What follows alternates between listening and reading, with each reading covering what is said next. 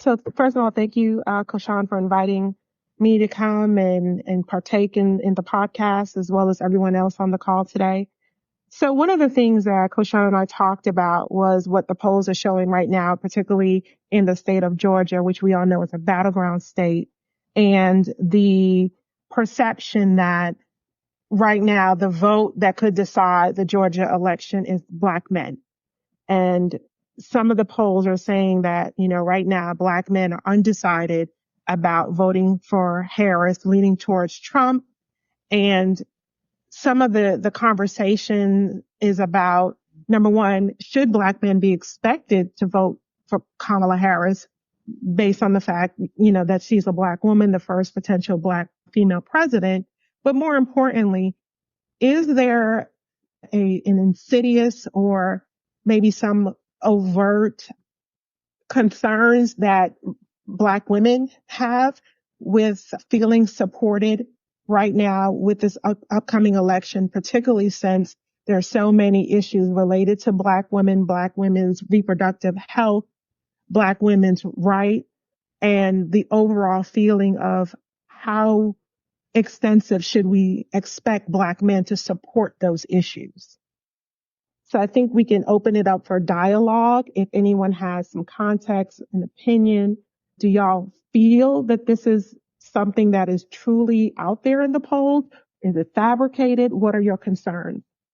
As the host, I would like to go last. I'd like to give the other guys an opportunity and welcome our new listeners and guests. Joseph, Tank, what would you all like to say on this? Are you referring to me? If it is, I'll just make a minor correction. I'm Joseph Dingle, but there may be another Joseph on the line. No, that's not. No, that's you. Yes, Joseph Dingle. Yeah. First of all, thank you for allowing me to participate. It's a pleasure. When it comes to this election, I'm one of the guys. First of all, let me just identify myself demographically. I happen to be a Black male above 60. And to me, I'm also a veteran. And to me, knowing what I know based on the various sources that I gathered my information from, there is no way that I could support Donald Trump regardless of what race he happens to be. In this case, he happens to be Caucasian. Definitely, he's unfit, in my opinion, to be commander-in chief of this country and to be president, period. He's a convicted felon. Seems like a lot of people forget about that when it comes to certain people. So my support is 100%. If it could go higher, I would let it go higher. It's 100% for Kamala Harris. I hope that any Black male, any male period, but particularly the Black male, I hope that they would join me in feeling the way that I do about this election and about the choice that we have. We only have really one true choice for a decent commander-in-chief. There are many of examples when it comes to the soldiers. If what I've learned is correct, and it was given by credible sources, in my opinion, people that worked for him, anytime when you call our deceased members of the armed service suckers and losers, if he said those things, and I have no reason to doubt it, then how can any veteran think about supporting him? How can they? And plus, when it comes to women, I happen to be a married man, a father that has 3 daughters. Of course, I have 3 sons also. But thinking about the respect that I expect from men for my daughters, the kind of things that this man has said or alleged to have said, some was recorded, so I have reason to believe he said it. I mean, let's face it. there should not be any closeness in this race when it comes to the polls.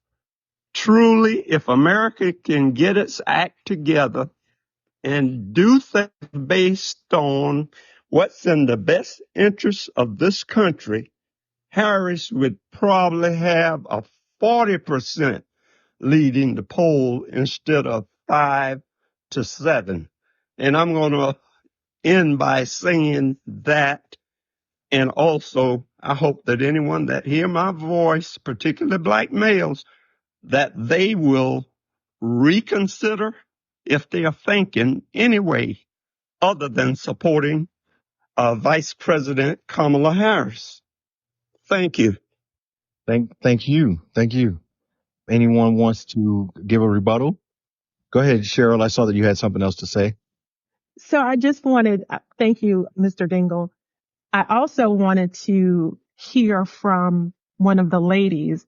And the reason I'm going to ask for a female voice, either for or against, and keep this in context for me as a Black woman, as a woman of Caribbean descent with very close ties to, the Haitian and Caribbean community in which we don't eat cats and dogs. But to hear the other night, I'm not sure if anyone caught it, when he said, she said that she was Black. I heard she put out, and he didn't mean put out that she was Black. He meant put out in a sexual way. The sexual way, all right. But as a Black woman, to have a Caucasian man continuously degrade your education, degrade your accomplishments, devalue you as anything other than sexual as to how you got into your position, every Black man should be offended. He only can see women in terms of sexuality. They can't be smart. How dare she even be a person of color and consider herself smart?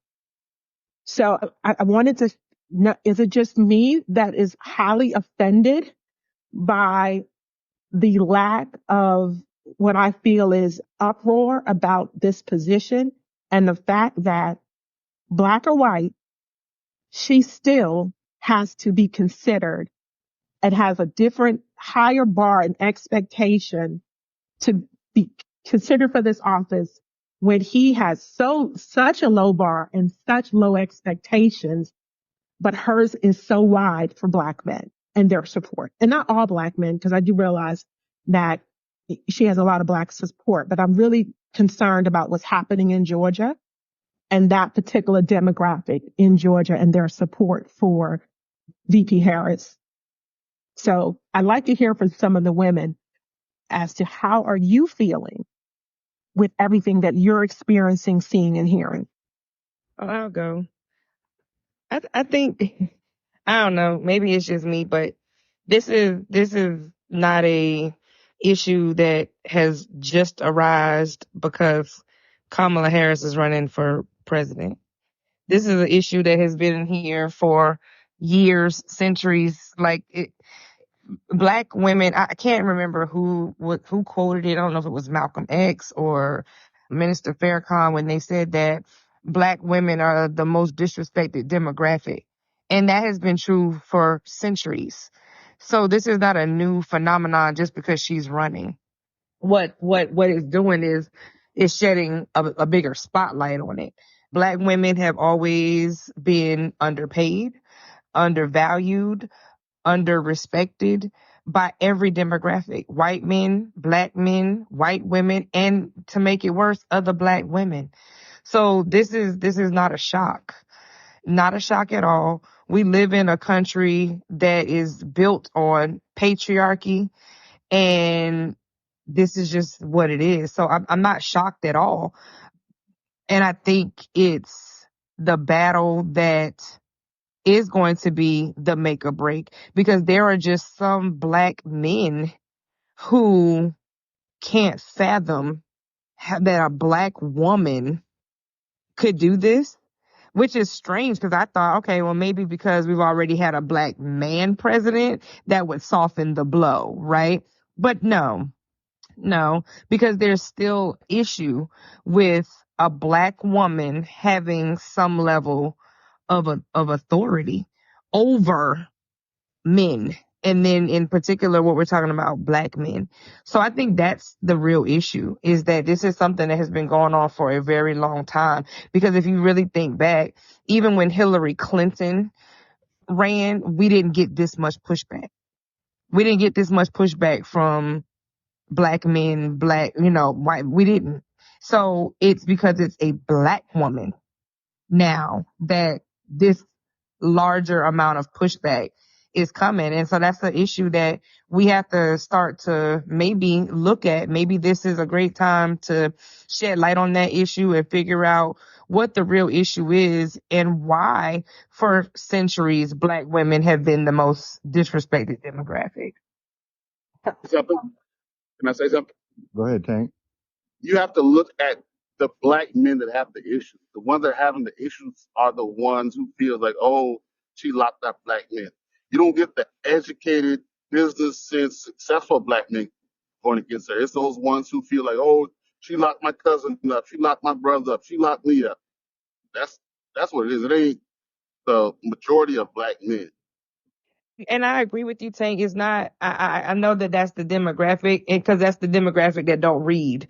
Because if you truly know and understand what the job of a prosecutor and a district attorney and an attorney general is, you would know that part of the job is people have to go to jail. But you also have to look at who decided to do these crimes. I don't think she just decided one morning, hey, I'm going to get up and I'm going to just go take a bunch of innocent black men out of their houses that haven't done anything and just lock them up. No. Is it? And again, it's that weird dynamic. Was she supposed to not put criminals in jail just because they were black? That makes no sense. Like, you wouldn't have even had to come face to face with her had you not done what you did. But that's a part of it that nobody wants to take the responsibility. And if you really look at the true numbers, there was not a huge disproportionate amount of black men that were incarcerated under her time in California. So a lot of this is just people not doing the real research and only going off of what they've heard, I guess, on social media. I know Rosa wanted to go. Okay, yeah. What I would like to, as I'm listening to everything, I'm reminded of when President Obama ran for president, and I was actually on my way to. They were talking about the polls and how bad he was doing in the polls, and then I remember Steve Harvey said that well, who are they polling? Apparently they weren't polling the right ones. So then as I'm listening to you all, I'm thinking to myself, okay, these black men who don't want to pull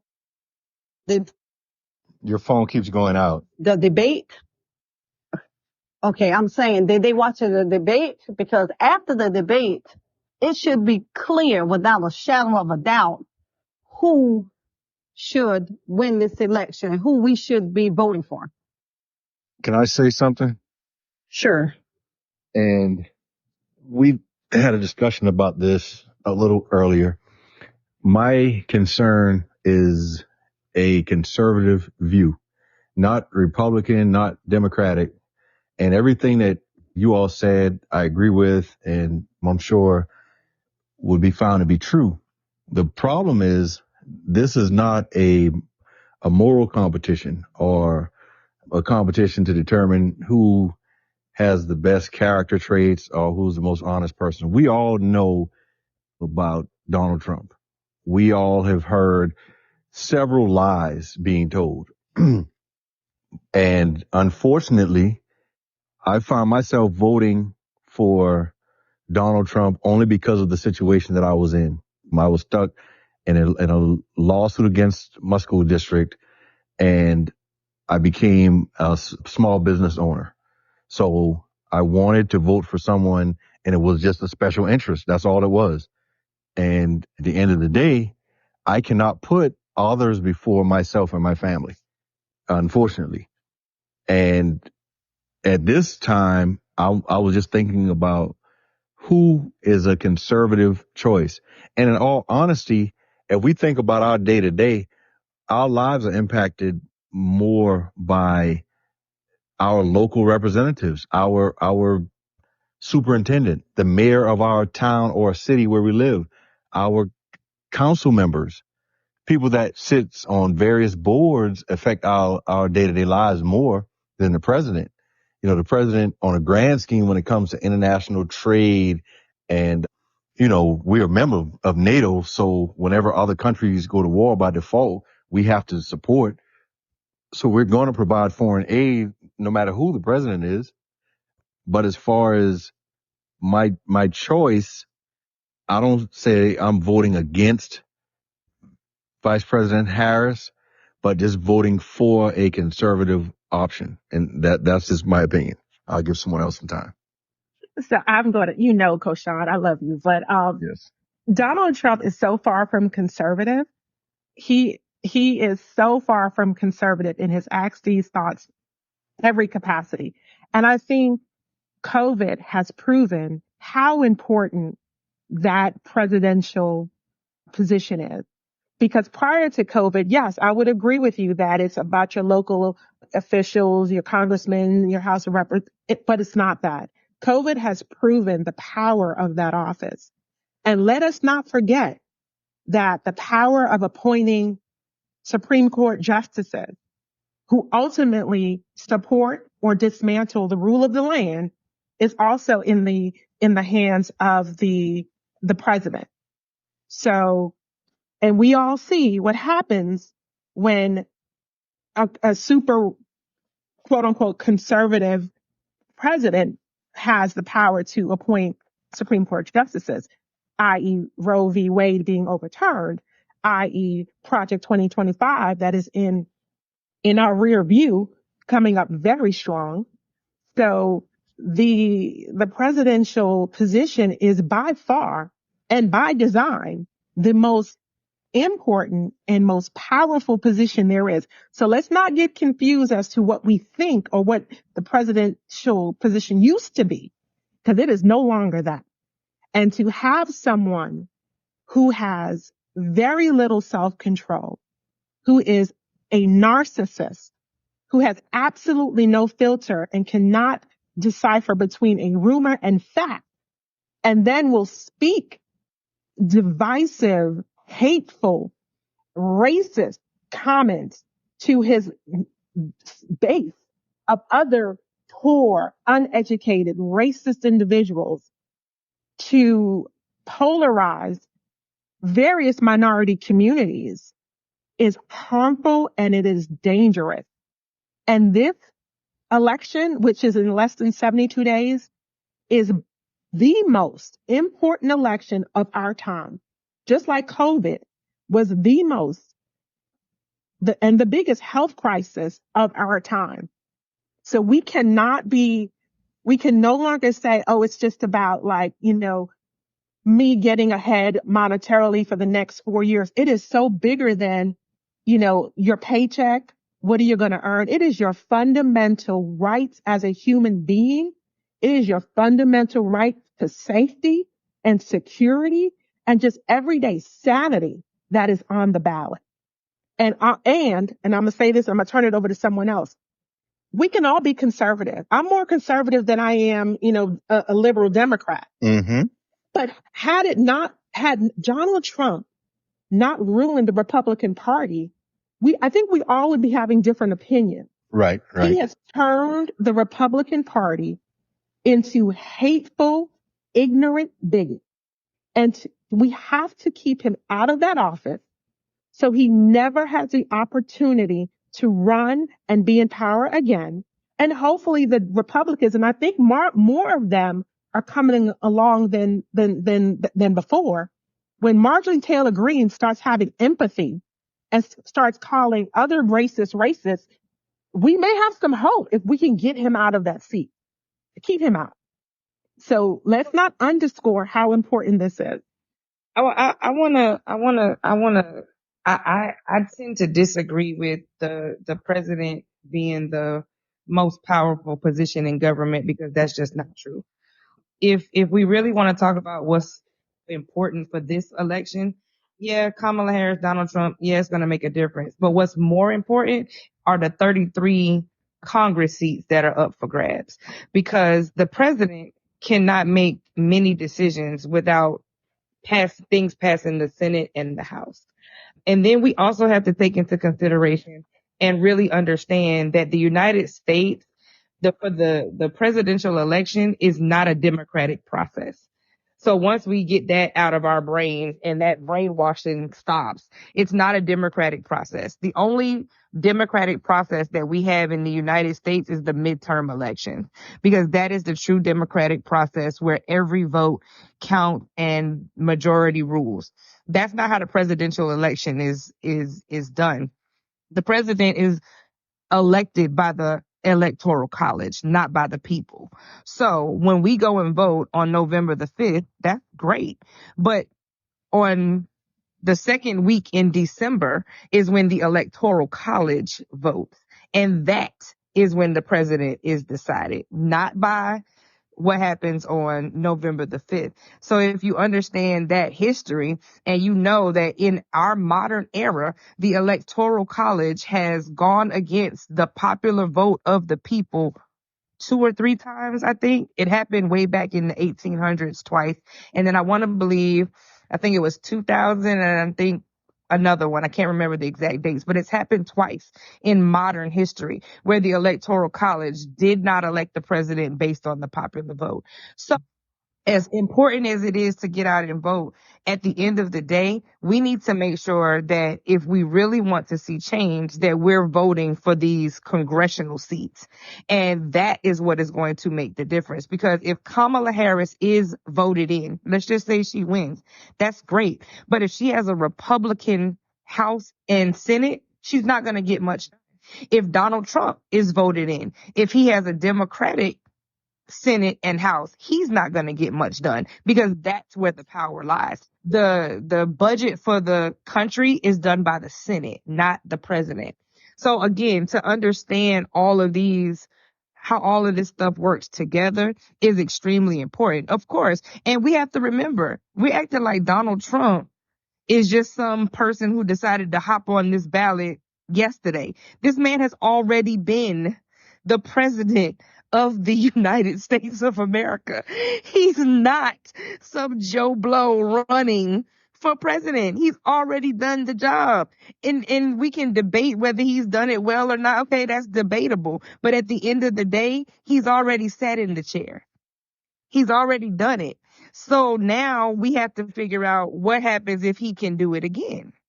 And sure, it could be pandemonium. Yes, he has control of a couple more Supreme Court seats and all of this stuff. There is a lot at stake both ways. So I think it's just going to be interesting to see how it all plays out, because at the end of the day, we won't know until we know. It won't be over till it's over. And I kind of agree with what Koshan was saying. A lot of people, I understand both sides. You're looking at the bigger picture for everybody, but then a lot of people are looking at the picture that's going to best suit them. And that's how most people are going to vote regardless. So, I mean, it's going to be interesting, but I think, to me, in my opinion, those congressional seats are far more important than the actual presidential election. I would like to say something when you get through. Uh, May I say something? Sure, go ahead. Yes, this is Joseph. One thing I have to do a rebuttal on the importance of the presidency.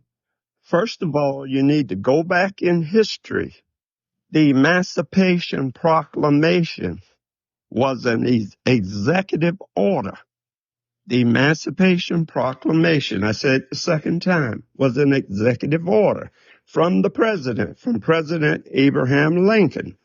Of course, freedom didn't truly come about until December 6th with the ratification of, I think it was the 13th Amendment. But the president has enormous power through executive orders. Our local elections, yes, they're very important. But what the president is able to do with the stroke of a pen, I hate even thinking about it from a military standpoint. So we should not forget the importance of the presidency.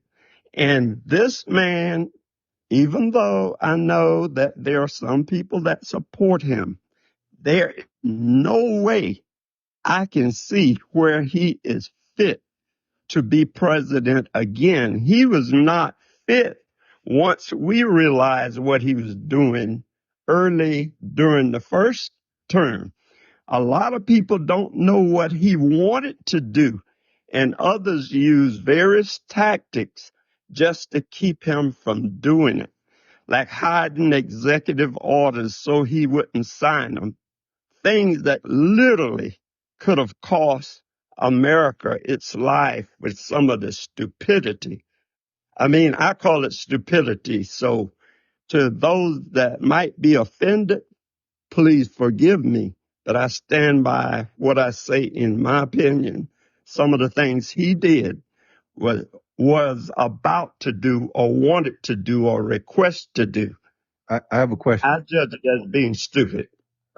I, I respect all opinions, and that wasn't directed to anyone, so I don't think anyone took offense to it. Everyone here, the panelists, of course, are all educated and have the ability to make sound decisions, in my opinion. But my question is this. For years, we made comments about people that supported Trump only because of his skin color, and his supporters used ad hominem attacks for years. They didn't have anything good to say about him, just bad things to say about the opposition. Right now, we're finding ourselves doing the exact same thing. A lot of people want support because she's black. A lot of people aren't saying anything good about her, just bad about him. We started this off with all of these things about his character, not his ability as a president. But my question is this. My concern as a parent, and unfortunately, I'm a father of sons. I respect women and I understand the concern of women when they talk about women's rights. But my concern as a parent comes down to education and the economy. What has VP Harris stated as far as her plans? And some people say it's not fair, but in the 4 years that her party, not her directly, but the 4 years that her party has been in control, what have they done for education and the economy? And of course, remember, I'm a small business owner. My goal is to grow my business. Like, I'm thinking from the perspective of a business owner. It may sound selfish, but I realize that working on someone's job, it doesn't matter. I worked in education. I work in education. If I reach the pinnacle of my career, I can be a superintendent, maybe a secretary of education in a state. The secretary of education in South Carolina makes $175,000 a year. Local superintendents make $225,000. In larger districts, maybe 300. What can I do to help my entire family with that? That's just a comfortable salary, right? So it sounds selfish when my business is my special interest, but I was able to help my entire family with running a business.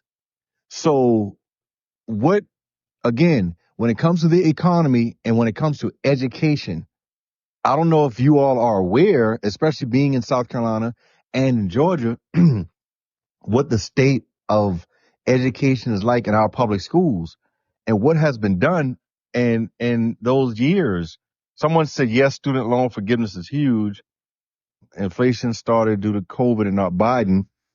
No, I'm not talking about the inflation. We understand the effect that COVID had, but I'm just asking, what did this administration do when it comes to educating our kids? Yes.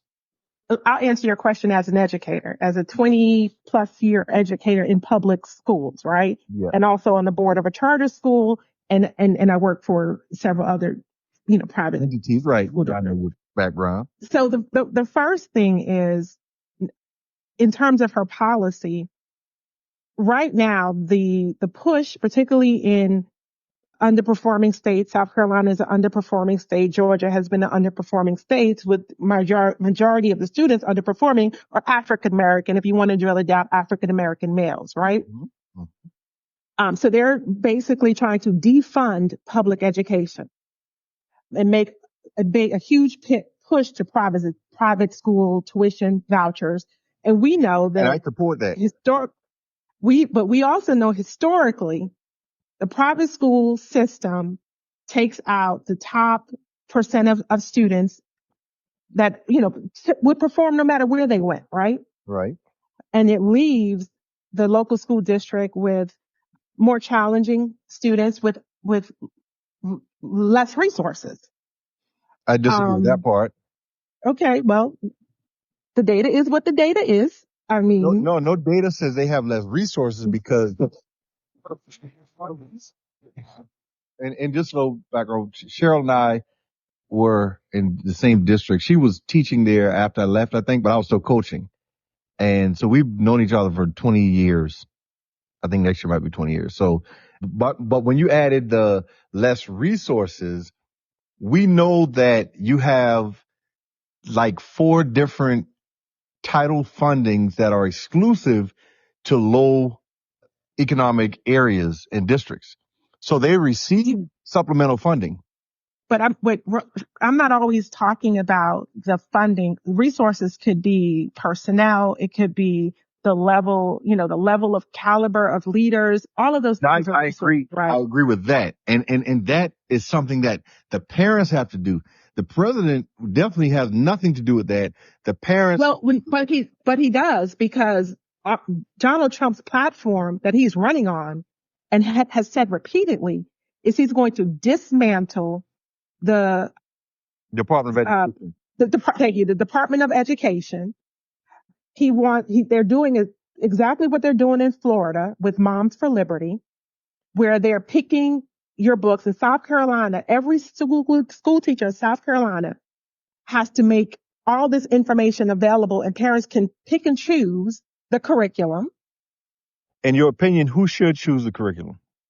I think the people who've gone to school and have degrees in what's evidence-based and research-based should be helping pick the curriculum. Just like you said, you're a business owner. I have a CDL. I don't use my CDL, but I'm not going to tell you how to drive your truck because you have the CDL license. You have the business license. Okay. This is what I want to say. If the educators should pick the curriculum, and they have for the past 300 plus years, are the parents wrong for saying, hey, you all have been doing it the entire time and look at the results. Can we try something different? That's the first. Secondly, I do believe and support the backward design. I'm biased in this because, and you're familiar with the backward design. I believe in backward design. Okay, so I'm a graduate of the University of South Carolina. For several years, we've been ranked the #1 school in the world in international business, and we're the top 5 in the United States in business. We're #1 in the world in international business. As a student, every first Wednesday of the month, the Dartmouth School of Business was occupied by business owners. That is who chose the curriculum for our business school. CEOs, business managers, business owners, they met and said, hey, this is what your kids should know when they graduate. These are the things we want your managers to be able to do. Your hospitality, retail, whatever, tourism management, whatever department it is, managers from 5-star hotels, from district managers, department stores, they met and said, these are the things. So they designed the curriculum. So I do think that business owners or stakeholders should have a say in what happens, and it strengthens that educational institution. And the university is just one example of that. I don't disagree with you. I don't disagree with you at all, but I do disagree with people with their agendas wanting to remove African American history, for example, from the classroom, social emotional learning, which benefits the majority of our children because those are the children that are over suspended and have exclusionary discipline practices applied to. And let's not even talk about the students with disabilities. So I agree with you. I agree with you on that. And President Obama did a great job, but I think on paper, in theory, it was great. But as an educator, I'm sure you can attest to this. And it ties into what you said earlier, because in the low performing school districts, the majority, your minority school district, you see that we have incompetent leaders, right? But President Obama, I don't remember the exact name of it, his then Secretary of Education, Dr. King, made a push with state Secretary of Educations to combat the disparity in student suspensions among African American students. And every single district hired black administrators. Every district, all of these white schools that used to be traditionally white schools, and just in South Carolina, because we're familiar with it, Spring Valley, they have a white principal and have for years. He attended Carolina with us. The superintendent in Newberry, African American male, he attended Carolina with us. Superintendent in Fairfield County. The principals at Wando, both assistant principals were black men, right? That did not curb the suspension, the disparity in suspensions.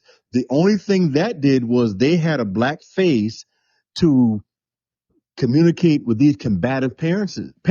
The black boys are still suspended at a disproportionate rate. Their scores are still lower than any other demographics because they're not in school. They're out, they're getting suspended, but a lot of them want to sell drugs. A lot of them are dropping out for various reasons. So administrators have been trying things, but as a result, once these guys have worked as assistant principals and handled discipline at these schools for 3 to 5 years, their reward is to be promoted as principal of low performing black schools. They're not equipped for that. The only thing they've handled before are the 3 B's: books, buses, and behavior. They don't know a lot about academics, but they're in charge of these low performing schools. Again, what is your candidate going to do to combat that? What's going to change is my question. Koshan, Yes. as a school leader, Yeah. and someone who was reared by Dr. James Winbush, who was someone in the military with very little education, formal, he Right. didn't have that. Right. All good leaders surround themselves with a balanced team Right. with strong instructional focus, Yes. strong discipline focus, Yeah. strong student engagement focus. Yes. Very few school leaders, and there are few, and many of them are promoted way beyond you and I pay grade, have all of those skills in one body. But good leaders get other leaders that have the skills to create a balanced leadership team. They do, but if you look at the leaders at high performing schools, With high performing kids. not just the high performing kids, but if you look at leaders in high performing schools, the background is different. If we discuss these things, we research this. If you look at the lowest performing schools, right, their principals are former football coaches and players that did PE, or they were student concern specialists that were worked in somehow. They got certified in some area and they got pushed into administration because someone wanted a strong leader, or they wanted a black face at these black schools to engage with the community. Now, I commend Winbush for surrounding himself with people to help with the academics. But if you look at the high performing schools, those leaders were academic teachers. They taught a content area. What can he do, or how can he identify good or poor instruction if he doesn't know what it looks like? I'm not going to disagree with you there, but I just think that it's a bit of a hyperbole to say that all low performing black schools have poor leadership. I don't agree with that. I think there is a lot. I think what we are not taking into consideration is a lot of the things that we can't control.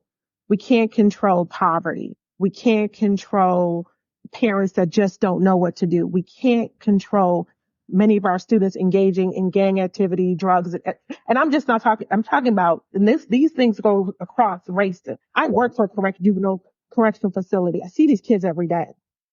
And the common denominator is home life and disengagement in school. So how do you combat it? Well, what the research says, you have to engage kids. You have to give them a curriculum and an experience that's balanced. But you have to have, discipline and rules and procedures and structure. So if everything you described is at a high performing school or even at a private school, remember, we have per pupil funding. Every district, Private school, the difference is private schools pick their students. Private schools will kick you out the first day you sneeze wrong. Public schools do not have that luxury. Absolutely. That's the difference. Public schools kick kids out because they're trying to manipulate their. You mentioned Dr. right? Public schools, you have to go through due process for those kids. You have to go through the progressive discipline procedures for those kids. You're supposed to behavior track students with special needs. You are, but they do not. Private schools, you do not have to do that. You do not have to go through those procedural hurdles in a private school. So how do we know that kids are going to get kicked out? Well, my question is, if these private schools offer these things, right? We have per pupil funding, and I'm using different school districts. We average let's say about 12,000 per pupil, up to like 20 in northern states, about 30,000 per pupil, right? That's the annual per pupil funding. So if you have $15,000 allocated to this child, why utilize that money at a low performance stage and not allow the parent? Why not allow the parent to take that money? They're allocated $15,000 as a parent. Why can't I take my $15,000 and attend a school that offers the resources that my child needs?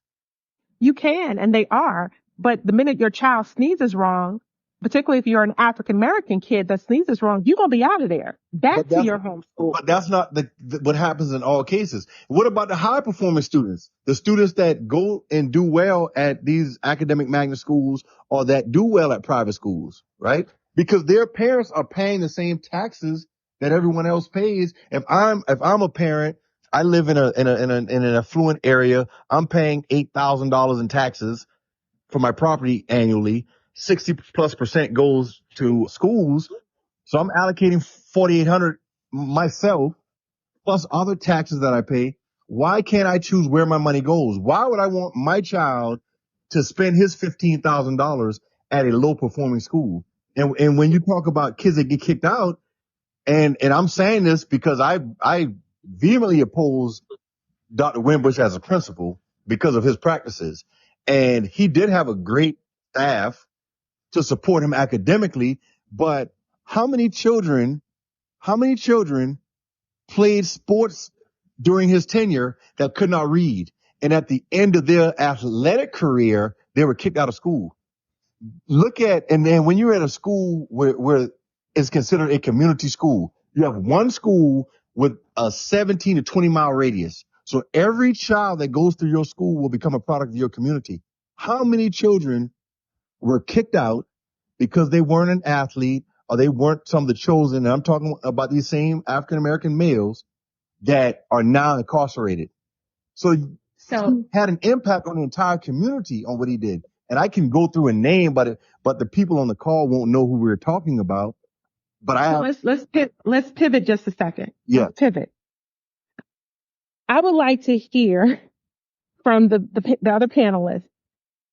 So should students just have free reign and just do whatever in schools without consequences? Like, what is your thought? Particularly if you have school age kids, because last time I checked, a lot of our schools are out of control.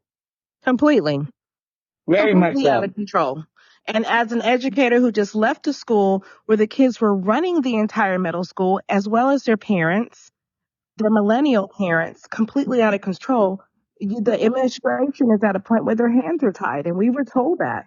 The administrators' hands are tied, the school board's hands are tied, and we're basically at the mercy of these, as you mentioned, taxpayers. But not all schools in the district are that way. So it all just depends, it also kind of leads into the leadership at some point. But honestly, the kids at this point are out of control in schools and they're backed by their parents. And the fact that the way this society is running, there's no rules, period. If I may say something, this is Rosa Dingle, and I'm a retired educator, teacher, assistant principal, and all. And as I listen to this, I'll say this right here. Children don't care what we know until they know that we care.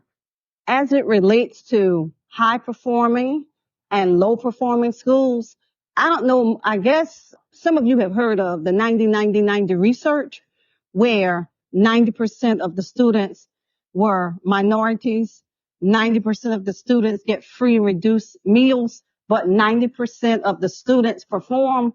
You know, a lot of people may disagree. A lot of the issues that we have in education is created sometimes by educators.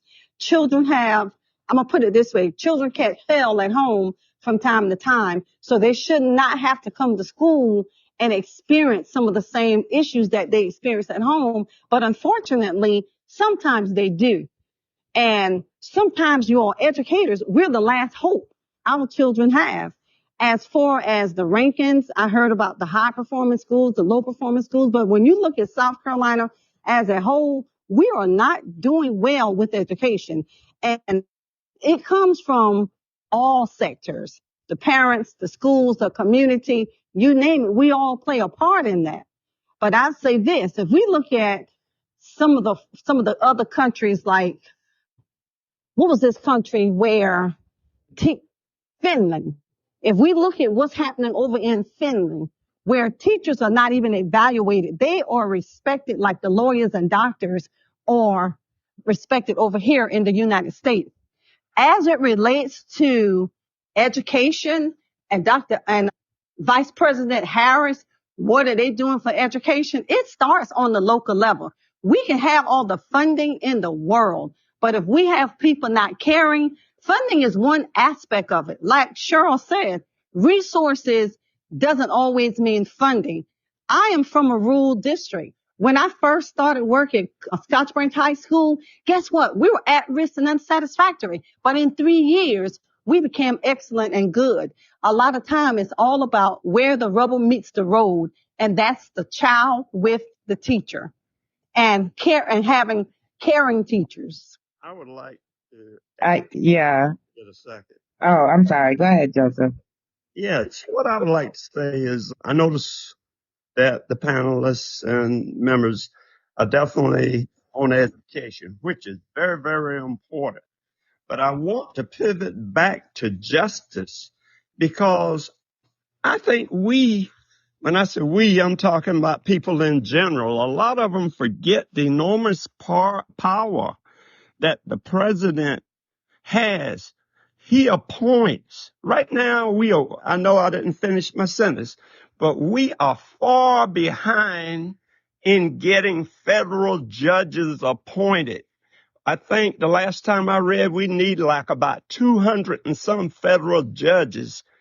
We must have forgotten that the president, these federal judges, even though they are confirmed later, but the president appoints them.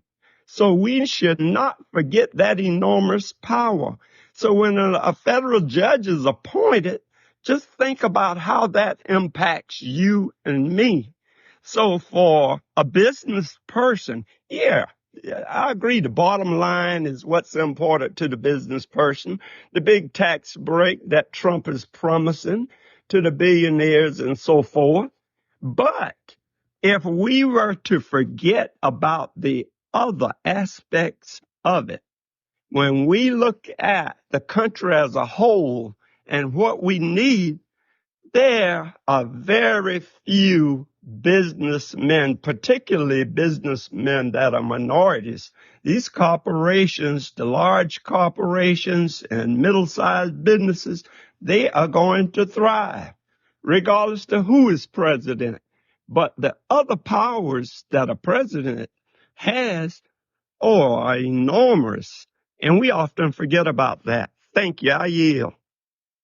Rosa. Tamara, you're typing a lot. Please say what you want to say because our listeners cannot read the chat.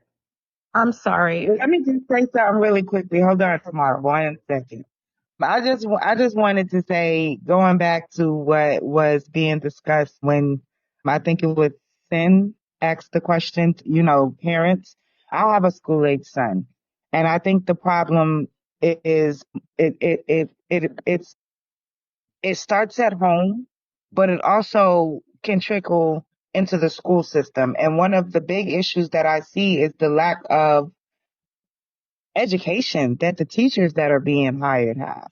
And I say that working on this end of the spectrum, because though I work in education, I'm not an actual teacher of students. I work more with the admins and principals and on that end and the teachers. But even in doing so, the lack of education. Like I can tell just by speaking to a lot of these people, the way they understand what I may write or reply in an email. If you can't even like they don't read properly, but you're teaching our children to read. You get what I'm saying? But you can't even decipher what is put in an email. And those are your low performing schools, is what I was saying. And these, yeah. That's who well, there's a shortage, right? There's a teacher shortage. So some things that were done, I think, became detrimental in education. One, to keep people there and to have a competitive salary, they started promoting a lot of people, right? A ton of people got promoted. Districts have created so many positions, and district offices have hundreds of employees to keep them in education. And now we have so many career changers in our low performing districts. I've worked in several districts. 3 of the 4 were chronically low performing districts, and a lot of the same things were seen. And like you said, you have people that barely got out of college. We're putting them in critical needs areas and trying to help them get their certification at the expense of our kids. Our children are guinea pigs. When I talked about the leaders, I'm not saying every leader at the low performing schools are bad. What I'm saying is the bad leaders are always at the low performing schools. Why do we have principals at these low performing schools with zero experience as a building level leader? If they worked as an AP, why don't you put them at a middle school somewhere and get the experience as opposed to throwing them into a high school? And they're getting their experience at these low performing, predominantly black schools, your Burke, your Baptist Hill, St. John's, Scotts Branch, McCormick, Estill, Allendale. These are the schools that are being used as training grounds. Well, let's not use middle schools as training grounds either, though. Go ahead. Exactly. But somewhere something has to be done, right? And no one wants that. No one wants these novice principals, but they come out to these low performing schools. And like I said, as a military guy, we reference the principal. Winbush did a great job at getting the best around him. And I commend him for that. He had some great quality educators. I was thoroughly impressed with the people that we had. And that's how I met Miss George years ago, by the amount of growth that I observed personally with her SPED students. She has students that could barely identify, like could barely spell 4-letter words. And throughout one school year, these young ladies were reading. I was like, wow, imagine if she was there throughout, but she was a diamond in the rough. That wasn't the common thing. But also there's a lack of communication between, like, I can say that the parents are very responsible, because once the kids come home, there's a lot of parents that don't worry about homework, that don't check behind their kids, that don't check up with their teachers, right? And as a parent who does those things, I can tell you that there's a big lack of communication, because there's things that has happened with Carter that went on within the school system, especially when he was back in Georgia in Duluth Middle. And like, I wasn't even made aware of it. Me nor his father were even made aware until something else happened. And then now we have to address this issue. And now you're telling us about a plethora of other things that have transpired. And as a parent, when I had a conversation with the principal of that school, And I said, as a parent, do you understand how that looks for me? You understand to not know what's happening with my child and you guys not communicate it. And you expect that a middle schooler is going to come home and say, hey, mom, this is what happened. You get what I'm saying? It's not going to happen. The novice teacher. And so if the teachers are not communicating properly and whether they need to communicate with your front office or whether they need to communicate directly with me as a parent, the communication has to happen so that I know there's an issue and I can address that issue with my child at home because some of us do care. Right. So this is my question. I want to come back to what Cheryl and I were discussing earlier. If we know that these are underlying themes and common problems at these schools, again, Tamara, we're talking about these funds are allocated per pupil. It's per pupil funding. Do you oppose being able to receive a voucher and say, hey, let's take this money and you can utilize it? It's the same thing with federal financial aid when you go to college. You don't have to use your money at a black college. You can utilize your funds. It tells you this is the amount of money that you have been approved for. This is your federal student aid. This is what you receive as a Pell Grant. This is the amount that you qualify for as a subsidized or unsubsidized loan. And you utilize your money where you want to go. There's no difference than saying Koshan, my child has to be stuck at a low performing school as a parent, especially in rural districts where we only have one school. I don't want my child to have to go there if I'm a parent that cares. I need to do this and go somewhere else. If I could make a comment, please. First of all, what is your name again, sir? It's Koshan Mitchell. Koshan Mitchell. Yeah, and a little background. I didn't introduce myself when we started the show. Typically, I do.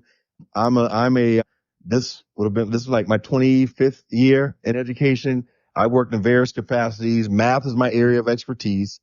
I have a degree in applied and computational mathematics and philosophy, and my advanced degrees are in teaching and learning, and doctorate is in curriculum and instruction.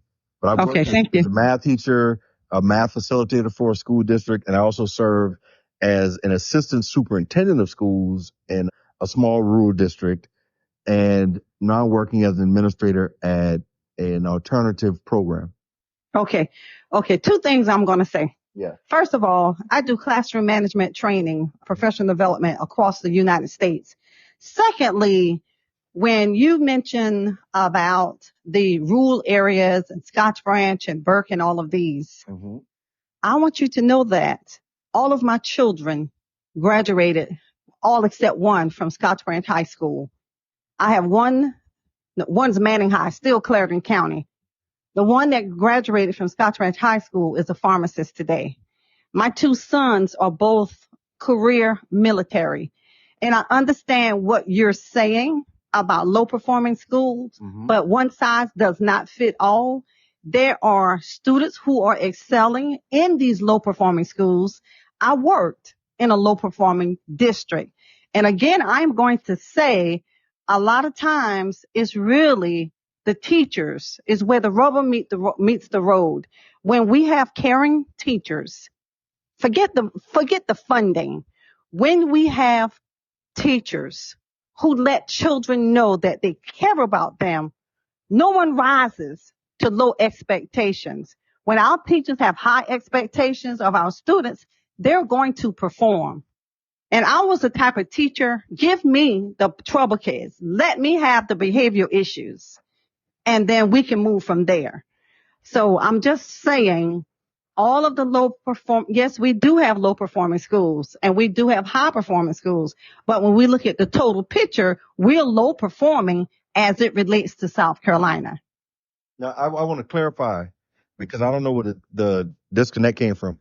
I too am a graduate of a small rural school. I graduated from Baptist Hill High School, but I also had over 100 academic scholarship offers coming out of high school.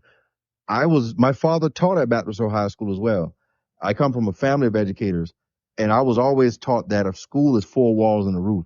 So no matter where you go, it's up to you to perform. That has changed. Like the teacher, Tamara is an educator as well. And like she said, those days have passed.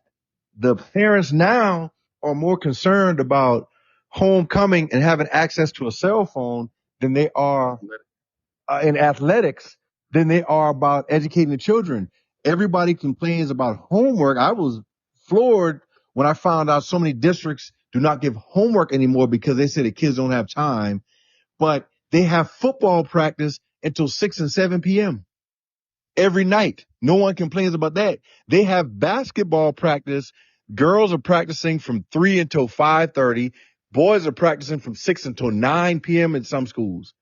So it comes down to prioritizing and what the priorities are. And what I'm saying is I am tired, and I think that parents should speak up about our schools being used as a guinea pig. And I support vouchers because like any other business or entity, I think that competition brings the best out of someone. If you know that, okay, these kids can leave and go somewhere else, and what will make the parents come, we need to step it up. This is what's going to make them come. We want to recruit athletes by getting a new stadium, new football turf, and brand new uniforms and new sneakers and things like that. So what should we do to attract the parents that have an emphasis on education? Go ahead, Cheryl. I see your microphone is on. Well, I'm just reflecting and wondering if we've been there, done that, because I thought when No Child Left Behind first came out, they had a very similar premise where if you were in an underperforming school, you could, select the school that your child now went to, and they gave you access to tutoring and, so forth and so on. And very little has gotten better Well, for these. I think that some cases the parents appreciated having the option to go elsewhere, but go ahead. But I think parents do deserve a choice. Mm-hmm. I'm not opposed to parents having a choice, but I think what we need to realize is that in that choice, if your child does not have the support for self-regulation, self-control, rigor, then it doesn't matter. It matters. To me, it's not fixing it. It's moving the problem from one building to the next. Right. So I think the investment needs to be on the things that many of our children need. They need exposure to, 21st century jobs, Korean technology experiences, innovative workforce development practices. Those are the things that get kids engaged and motivated to remain in school. And Cheryl, wait, hold on one second. You can't have that if you don't have a leader, because we're circling back to this election, local and the president, right? Right. You have to have someone who understands and values education. And if we're going to talk about, he was president before, and we all saw what happened with Betsy DeVos. Yeah. She was just that was her special interest. He donated millions and they gave her a position as correct. And if that is his practice, or any president's practice of employing your friends to be the leaders of things that are so valuable and important, particularly to minority communities, where a lot of us on this call would not be where we are today had it not been for education and someone valuing our education, parents, the system, whatever, it's not going to work. So pigging back to the election, it is critical that whomever we vote for is going to have the capacity to understand the collective issues, the collective problems, and put forth a plan and an effort to fix. And it's not going to be fixed for everybody at all. And dismantling something is great if you have a plan to fix it. But I have not heard of his plan to dismantle and fix. Because I can dismantle my house. That don't mean I'm going to have some place to live tomorrow unless I have another one built it. And I think that's my concern. So yes, we all have our little special interest groups. We all have things that are important to us, but let's talk about the plan to fix the things that are important to us. And I personally don't think he has one, except for Project 2025, which dismantles everything. But, nobody want to talk about that. So I yield. While you're there, would you please, if it's okay with the host, Yes. elaborate on the critical Can you race? guys hear me? This is Sonia Herbert speaking. Yes, we can hear you. You can? Okay. I've been listening to everybody and it has been amazing just hearing everybody's perspective. Okay. I appreciate everybody's perspective, but I'd like to lift this thought of education in America being one of the greatest institutions that we have in America. And also understanding what type of society we are. We are a capitalistic society. Mm-hmm. And this is just something to think about. I have always wondered why this same situation has been a situation since integration, especially for Black folks. And being that we are a capitalistic society, we got to have some poor. We're going to have some working class. I don't even call it middle class anymore. It's working class because we have to work to earn our money. And then you're going to have that 1% of upper class. And there are days when I have thought and I've wondered if education will always be the way it is because of the type of society that we live in. And that's just a thought to kind of throw out there. And just to, Koshan, I think earlier you were asking what Harris's plan is. And I think what is bothersome for me is that I keep hearing people ask that question. And of course, she's been very clear on the things that she's hoping that she's going to be able to do once she gets in that chair. College. Cancel loans and free college. Yeah. Well, no, she's given more than that. No, that's but the biggest. I'm reading on it right now as well.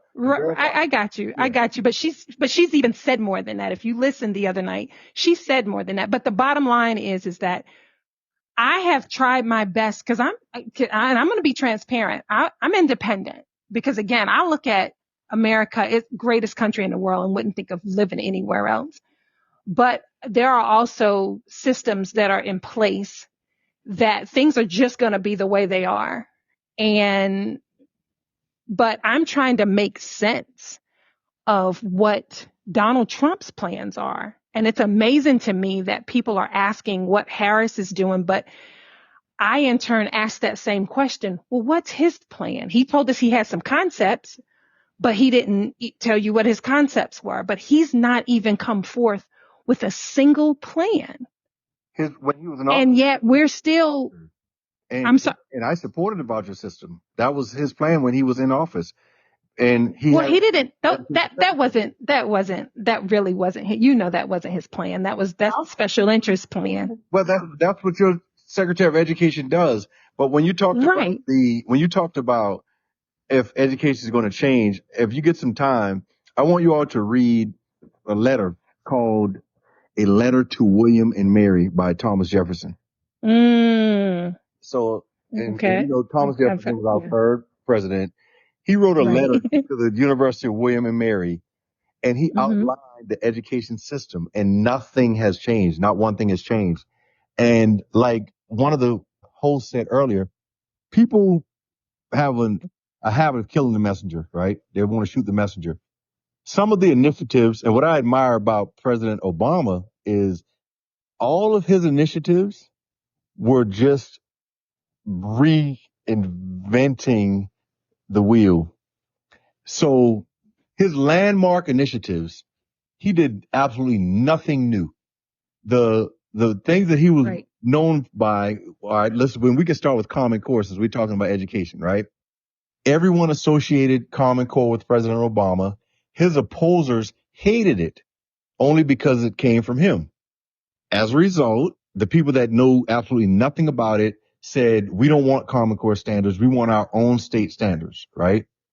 Because they hated him so much, all of these state legislators approved millions of dollars to rewrite a curriculum, and not one curriculum was rewritten. It was only renamed.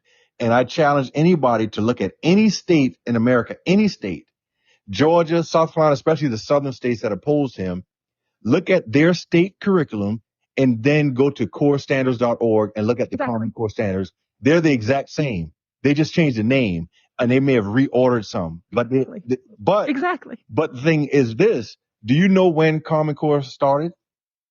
In theory, not the name. Always right. Do you know when that started? Since the beginning of time. Since 1892. since Chautauqua's was going on during that time when Yeah. when education was only for the white elitist male. But if you look at this letter I told you with Thomas Jefferson, he wanted everyone educated, including slaves, because he felt like an Right, educated right, populace makes a stronger right. union, right?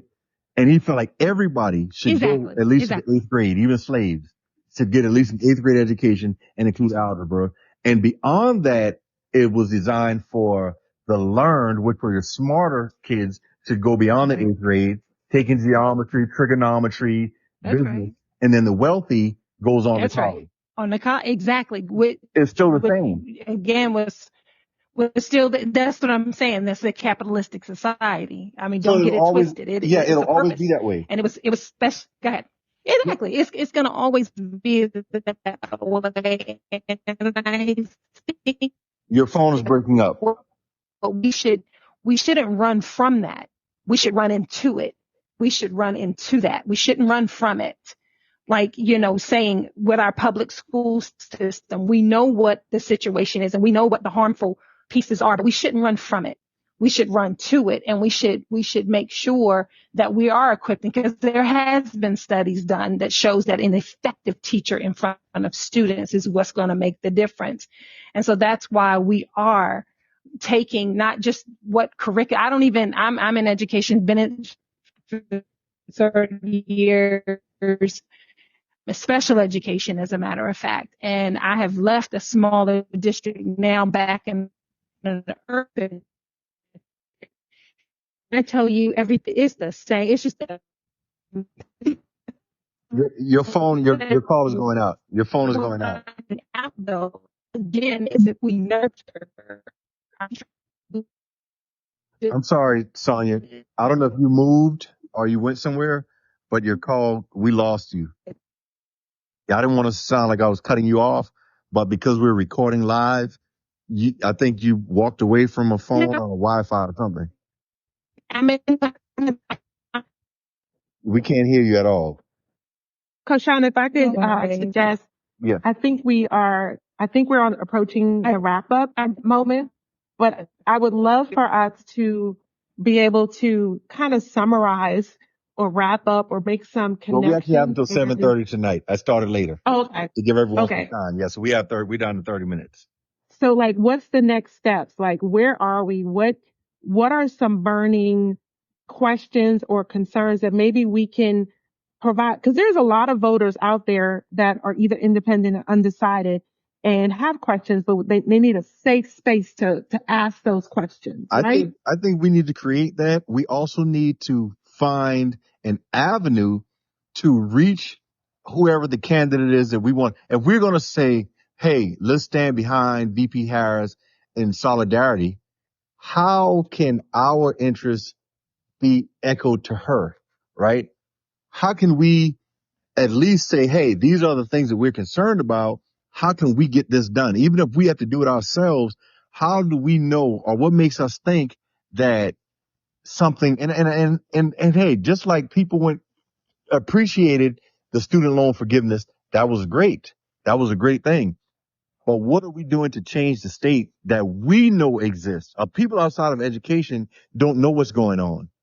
I saw kids receive awards and scholarships for essays that they supposedly wrote, but they couldn't read their own essays. We have graduating seniors that are reading on a third grade level. What are we going to do to combat that? What can we ask our leaders to do to combat that? How can we get experienced, competent leaders in our low performing schools? How can we get that done? Well, I'll say this, and then I'm gonna just yield. I'm gonna say this. The research says that within the first 3 years of teaching, there's a mass exodus, right? Mm-hmm. And when you survey teachers as to why they're leaving the teaching profession, and better yet, why they're not entering the teaching profession, there are two reasons that comes up: student discipline Mm-hmm. and pay. And pay. And pay. Those are the two factors that are keeping educators out and pushing them out. Our classrooms are out of control. Yes, our kids can't read, but the ones that can read, they're scared. Yeah. Our teachers are, I am more secure. Probably, you think of it is sad that our schools have become a place where it is associated with danger going to work every single day. I don't know. There are guns in our schools. That's a fact. Yeah. There are consistent fighting in our schools, gangs, and I hate to say it, the population looks like us. So why? So we can't blame others. I was just about to ask you, why does it not look that way at the private schools? That question is Because the kids will have the I think threat. someone said it. they get kicked out of public schools if they fight and have guns. Koshan, they come back, dear. They really do come back. Well, They get some kicked out districts. temporarily. These kids will be put out, period, and probably even like blackballed from entering another school because charter schools and private schools are all connected. No, not all. Charter schools. I should say all. You have public. You have a lot of public charters, right? Charter Correct. just allows flexibility and autonomy in your curriculum. That's the only difference between charter schools and your regular schools. You have private charters that are funded by private organizations, and you have public charters that are funded with public tax dollars, just like your regular public schools. Because districts have charters within their district. You're correct, and I stand you're correct. Yeah, so I don't want, and not just for you, I'm saying for listeners that aren't aware of the things that we are aware of, because we are all educators. And we have some educators that have never worked in charter environments that aren't aware of this. But the charter only says, hey, I am in this area. This will be beneficial to our kids. We know that they need X number of years of math, ELA, science, and social studies. I have room for 4 elective courses each year. The charter says, well, my elective will be a STEM or whatever I want to do, and this is the curriculum. We're going to write it up. If the charter approves it, the state will accept it as credit towards a diploma. That's the only thing that a charter does. So, Koshan, I'm actually on a charter school board, and there are very significant differences. And the big difference is public schools there's no choice as to where there's a choice. The kid goes to the house if they misbehave. At public charter schools, or even the charters that have charters within the district, and then the charter schools that go to the South Carolina Public Charter School District, which is this independent school district, or the ones that go to the other one. There are 2 independent charter school districts. Right, the Erskine, and then the South Carolina Public Charter School District. That's why I was an administrator at the South Carolina Public Charter School District. Yeah, those kids that are enrolled in those districts, there's more flexibility into returning those schools to their home school district. Just like in the public schools, you can kick them out and send them to alternative schools. I'm now at a public alternative program, and I have children that are kicked out, recommended for expulsion, or sent away for 45 days because one student was at home on a Sunday and visited a website that got dinged as porn through LimeWire. Recommended for expulsion from a public school, sent away to an alternative school for 45 days. Public schools are doing it all the time. I know for a fact Aiken County has a zero tolerance policy with any altercations, any fights, whether you initiated it or not. 45 days to an alternative school. Any issues there, they're expelled and retained. So there's a couple things. Not all school districts in South Carolina or anywhere else have the luxury of having an alternative school. So if you have one, that's a luxury in your district. yeah, Because the other alternative, if you're not disabled, is to the house or virtual. Okay. But let's be very clear. I don't agree with zero tolerance policies. I don't think they work. They never have. There should be alternatives to that. However, if a student is a danger to himself or that school system, then they do not belong in a classroom. I want They to need to be at a They need to be at an alternative school. But they also need the support and wraparound services to integrate them back into the school system. And that is where school systems fail. fail. I They agree. put the children out and they don't give them those wraparound services. But you also have parents who don't accept the wraparound services. And in addition to that, a lot of them have put students out without accommodating these students. And that is what No Child Left Behind was about. People heard the name of this initiative and thought that it meant no child can fail. But what it's saying is if a child has a disability, if a child has needs and should be accommodated, if a child has a need and your school cannot accommodate that child, then that child should be allowed to go to a school that can accommodate them. And if you are a parent of a child with special needs and your local school does not have certified teachers and do not have teachers that can accommodate your child, is it fair to keep your child at that school? That's just like if your child is in a wheelchair and the school doesn't have an elevator. Would you want your child to stay at that school without an elevator or So go somewhere that can accommodate them? we're not going to go down the disability rabbit hole because we all know that those children are triple and quadruple times protected. And there are significant ramifications when school districts do not adhere to IDA or ADA. Oh, it happens all the time. And I'm an advocate for that. I have a child with special needs. I work as an those advocate, parents need to, but those parents need to add. a lot of them don't know their rights. Well, then they should read because their rights are very public. There's webcasts, there's everything out there for that subgroup of parents. There are advocacy groups out there, just like there is an attorney at every car crash site on any street corner. So I'm no longer accepting that the parents don't know because the information is readily available. But I do want to say that Mr. Dingle has. And if you think that, excuse me one second, and if you think they don't know their rights, go ahead and mistreat them or break one of the laws. You'll see how well they do know their rights. Well, Correct. I'm saying some of them don't because I'm seeing kids in public schools kicked out. I saw a kid sent to an alternative school, and this is anecdotal, but a child was sent for 45 days for walking out of a class, and his IEP, he has an IEP. He also has written in where he gets a cool off period and he gets to go to I forget how it's described, right? Whenever he gets overwhelmed or to prevent altercations where he can get 10 minutes of cool off time. But because he walked out of this class, the teacher called it in to the vice principal. The vice principal got into a verbal altercation with the student. He's sent for 45 days. The parent, I'm assuming, should know what's in an IEP, but if you all sit through these meetings, there's so many questions. They get 100 So questions. we're told to document. It has to be more than just that, dear. No, I'm telling you, this is what happened.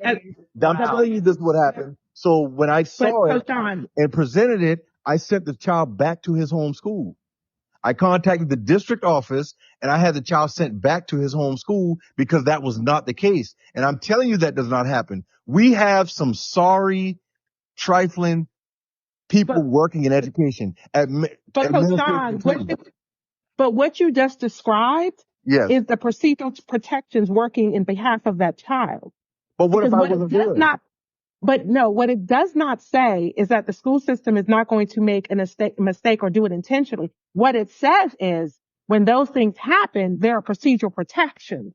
Right. And every single parent with a student with disability, every single year, multiple times a year, gets this little document called either the prior written notice or the notice of procedural protections, which tells them exactly what they need to do. And you think those parents are reading that? A lot of the parents of disabled children cannot read themselves. We have a lot of parents that can't read. Listen, as passionate as you are for their children. Correct. Well, and again, but if they cannot read, what can they do? Some of the children, they are too notorious. When teacher is teaching, that is when they want to distract. You know, some of them, they are not able to, it's difficult to control them. So sometimes when the teacher abuse them or hit them, they say the teacher have done this, but they should analyze the situation. What caused the teacher to do that? Because some are patient, some too, they are patient to the extent they lose their temper.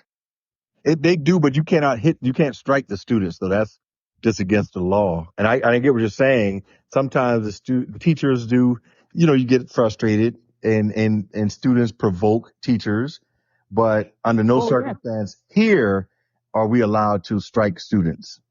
I, No. excuse me. Well, Yes, I sir. hope I'm not interrupting, but this question that I pose, if you can answer it, Yes, Koshan, sir. that's fine, or you can answer that So whatever how would time Trump's you choose. position But on how on will critical race theory? CRT under former President Trump's Uh-huh. present idea of dealing with CRT, removing public funding from any school that teaches it? So who's going to define what CRT is when it comes to him, in other words, and the funding? So how will CRT impact our students?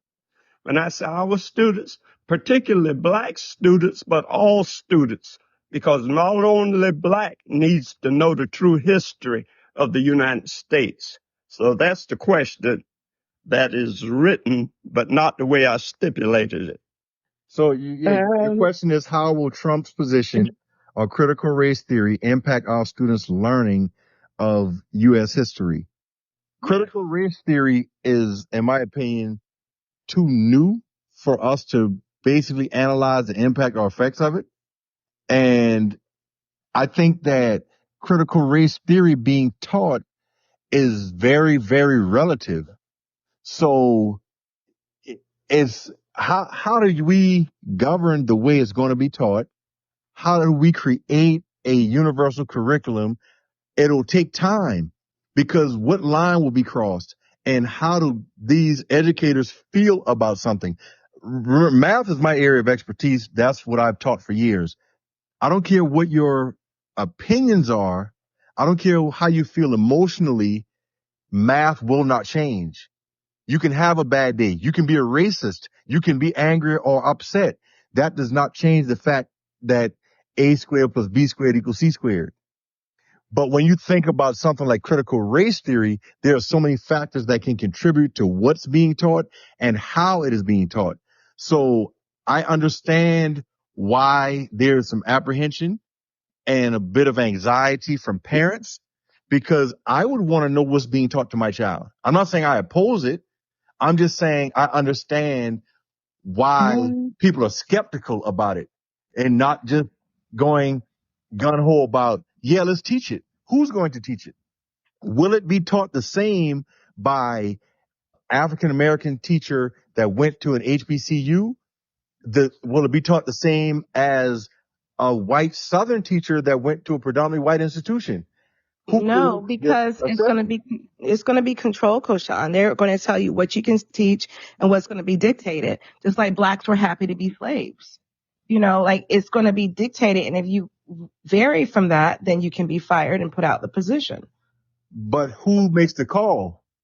Those that are in office. But are they going to So write word for 90 word? from 45. Are they going to Hopefully write not word for 47. word what you can say in this class? Yes, in the curriculum. The curriculum will say this standard must be taught, but who controls what video is being shown, what perspective is being brought about? The And school when you district, have, if you're as a teacher that's well, following the it should rules. be from their parents. Their parents should be able to discipline them before they move to the distance. I am from African. I yeah, went to school there. You cannot fool in the classroom. How dare you? The teacher is teaching and you are sleeping or making noise, or the teacher asks you a question, finish, or you come to school late. They're gonna cane you in the classroom. They will cane you. well, that is a common issue that we have here where the education systems are different and all of our transient teachers that come from various countries in Africa. And we talked about this earlier. Someone talked about Finland, but all of our teachers that come in from Africa, they talk about how they're respected. The profession is respected. The children feel privileged to get an education as Oh opposed yes, to the students here I where agree with it. yeah, and I commend you for it. And I mean, I sympathize with you, but it's just different here. And so many people have devalued and discredited education in the United States. And unfortunately, it's because of sexism. And I can say that because I'm sure you all are educators and we've done some type of research. And this was appalling to me. If you remove PE, 97 to 98% of elementary teachers would be women. If you remove PE, if you took out math, above 95% of educators would be women in secondary settings. But when you consider the superintendency, about 12 to 15% of all superintendents are women. So the profession itself, and it ties back into what we talked about earlier about the salaries, right? Because the profession is predominantly women, and that's just the way our chauvinistic society is. The men have made the rules forever, so the women are typically underpaid. They've devalued education. We are professionals. We have terminal degrees. We pass state licensure examinations, but there's no other job where a substitute can come in and do our job off the streets. You can have a doctorate degree with 25 years of experience, but if you have to go to a doctor's appointment, someone can pick the phone up and come in and sub. So that tells us that our profession is not highly valued. If a McDonald's worker misses work, I can't even go in and sub for a McDonald's worker. They won't allow me to go in and flip fries, That's right. but they're going to allow someone to come in off the streets and be a substitute educator. So our profession itself is devalued. But tying back to how we talked about the difference in education, another thing I want you all to take a look at if you get some time is a documentary called 2 Million Minutes. And 2 Million Minutes follows the lives of students in Asia and America. And 2 Million Minutes is 4 years. And it documented 4 years of what our kids do, the video games, the skateboarding and social media and everything else while other kids are studying and they value their education. So again, I commend all of you all here, educators and non-educators, because it's an uphill battle for us. But I also wonder, why do we have some schools that can perform at a certain level and the others that don't? And so many factors will contribute to it. I'm not sure where you all are from. I know you mentioned Scotch Branch, and the Dingle is a common last name in the Low Country. Someone asked, welcome. So what do we do when a teacher is out? And what do you say about an unqualified educator who has a job and someone who has a rainbow flag on their desk? Well, the rainbow flag is their personal business. And whether you're straight or gay or what your beliefs are, you cannot approach a student sexually, right? There are things that are just off limit. So whatever Oh, personal views, opinions, and beliefs are, that's up to them. That doesn't make them a bad educator. But what you can do when teachers are out, I've worked at a school where we sacrifice our planning period. If a teacher was out, my planning period was first period. I covered that teacher's class first period. Science plan second period. A science teacher covered second period. Social studies plan third period. They covered third period. At least a certified educator covered those classes. Or we created an intensive training program for substitute teachers. In Richmond County in Augusta, Georgia, priority is given to substitutes with college degrees. So at least they're educated. They don't have the pedagogical training, but they have the content knowledge. And I'm reading, Koshan, do you believe the greatest deportation in history will have a negative impact on the U.S. since you know the problems of fair law enforcement in certain areas? Well, when I think about, I don't see how it will have a negative impact on the U.S. And I think about what we do domestically. You generate more money when your GDP is high. So we can produce things here that we can sell to other countries. that's how we generate and bring more money here. When we have people that work here and send money out to their country, eventually those countries grow strong economically. We used to outsource things to Asian countries. We laughed about it when the Chinese folks made sneakers and clothing. But over time, all of the money that we were paying and paying and paying, their economy grew to the point where they were able to surpass us. And that's happening all over when we talked about our capitalistic society. And it says, okay, so the substitute teachers is not look as filling and they should be familiar with the curriculum for that. Yes, in most cases, you would want, if someone is going to substitute in a class, sometimes you have long-term subs. Someone could have had surgery and they're out for 2 weeks. A lot of instruction takes place in 2 weeks. You can cover an entire unit in 2 weeks. So that's the only exposure that child will receive in reference to whatever that standard is. And I think that it should be taught to them by someone that knows what they're doing. And I think that we have gotten too comfortable with substitute teachers. I agree with you wholeheartedly. Oh, yeah. We have people now take their substitute job as a full-time job. They go do it daily. Oh yeah, they're subbing for months. You know, it's like that's just a filler. And another factor, and this is my personal opinion, when we have an industrial complex like the Tri-County, Charleston, Berkeley, Dorchester County, it has a long-term negative effect. That industrial complex, everybody's excited. Oh, they brought these jobs, right? But they know that we have very low performing schools in those districts. They know that we have, on average, less than 25% of our students are going to be proficient in reading and mathematics when they leave middle school. So that 25% more than likely are going off to college and may not come back to our area. But we have a high labor workforce. So everybody's at Boeing, Volvo, Mercedes, Holset, Bosch, coming this industrial complex. But these companies are also hiring people from different states as their engineers and upper management. Mm-hmm. They can afford the $400,000, $500,000, $600,000 homes in Charleston. Those laborers making 20, 25, lucky to make $30 an hour, they can't even afford to live in their own city. And happy with it. And they're happy with it. They're excited because they don't know. They don't know their worth or their value. And when you think about mass production, I was floored. I spoke to a guy that worked at the Piggly Wiggly warehouse before they went out of business. And he said they got paid 12.5 cents per case. And every hour they got 12.5 cents per case. And his goal was to move 200 cases per hour so that he could make $25 an hour. He moved 200 cases of goods. He said one case dropped and it was filled with steaks valued at over $200. So this company's making $200 and you get 12.5 cents. Mm. But hey, I can move 200 of them with my forklift and get everything loaded. I made $25 an hour and they're happy. So the low education areas are exploited.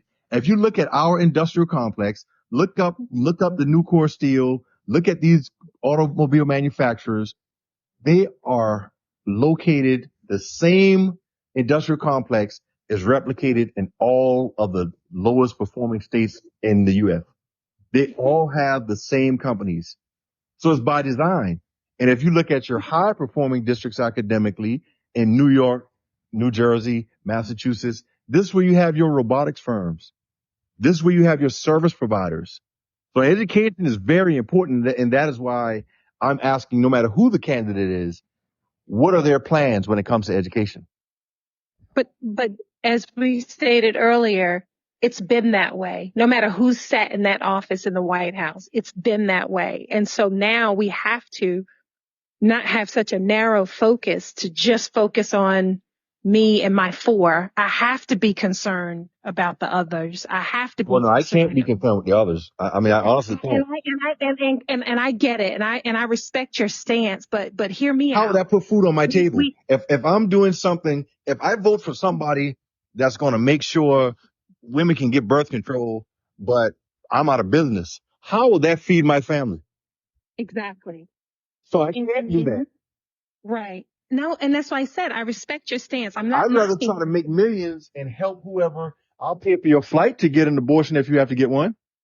But I can't help you if I'm broke. I can't help you if I'm struggling. But that's right. And that's the mentality that you hope that folks have. But we're looking at what's happening now, and that's not what's happening.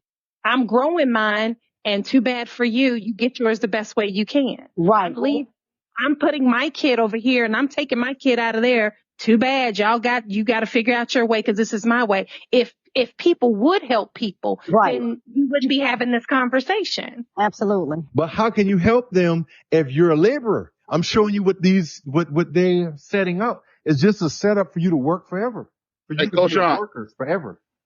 Hey, Koshan. Yes, sir. Hey, can you go live on Facebook? And we can continue this conversation. Is that an option?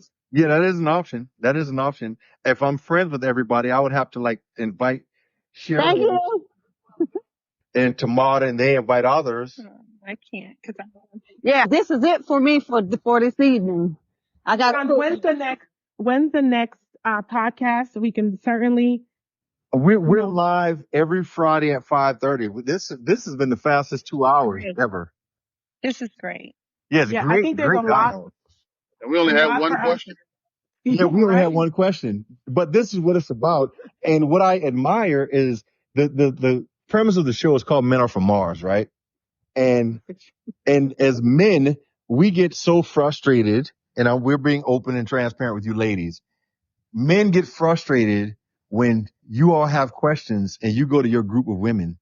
Why do you ask women things about men that they don't even know? Agreed. I agree with you. It's like, that's the craziest thing in the world. And I agree. you go to your friends, their only perspective of that man is the one-sided foolishness that you told them. So of course they're going to be an echo chamber for you because they only know what you said, and you could have been lying. You could say, oh, I've done this for him. I've done X, Y, Z.